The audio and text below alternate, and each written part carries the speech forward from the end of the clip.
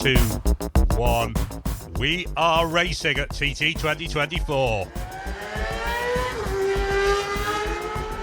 This pace is going to be serious, I think, from the start. Yeah, the conditions out there are absolutely perfect. There's no wind, the sun's out.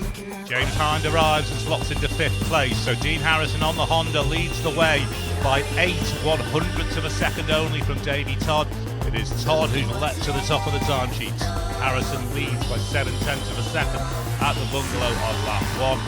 We're going to get Harrison first across the line, then they're on to Glen Country Road. As Harrison, here he comes. Harrison, Coward, Jordan. 127.798 for Davey Todd on that opening lap. So Connor Cummins stopped Ballycrane lap 2 and is making adjustments as we see Davey Todd now into the lap. We had Harrison lead early on. Todd retook the lead. Harrison then stole the lead back.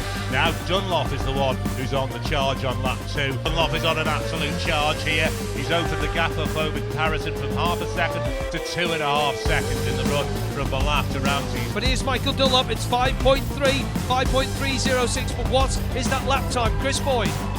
Dunlop 128.833. It was 127.804 for Dean Harrison. Michael Dunlop leads the way now by 5.5 seconds over Davey Todd. They're just spreading out a little bit, these gaps at the front now. It's then 3.2 seconds between Todd and Harrison as Harrison arrives at the lap. It's all teeing up to be a grand finale. Michael Dunlop has increased his lead by 0.4 of a second. It goes back out from 3.9 to 4.3 as Harrison comes across the line. Now onto his final lap of this opening Supersport. Monster Energy Supersport Race 1. Harrison is away out onto his final lap. These lap times, of course, will include the pit stop. So for Dean Harrison, 121.111. There's Dunlop.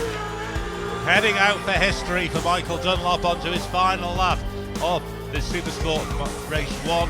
There's nothing worse than looking at your pit board and you're absolutely putting your maximum into it and it's going down by half a second, you know what I mean? And that's not enough of a lead on a track of this size to be getting relaxed at this point. I think you would want to at least be 5-6 seconds coming onto the run onto the mountain to even think about starting to relax and even let them thoughts come into his head.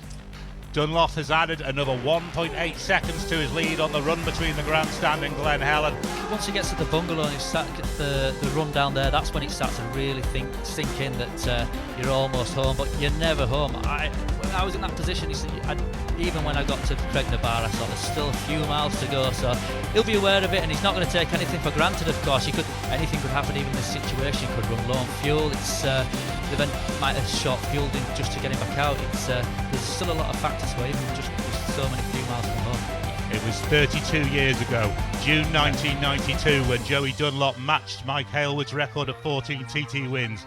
Joey stretched the record out to 26 by the year 2000, a record many suggested would never be equalled, but today his nephew Michael is doing just that. He crosses the line on Glen Country Road to win the Monster Energy Supersport TT and take the record equalling 26th TT win.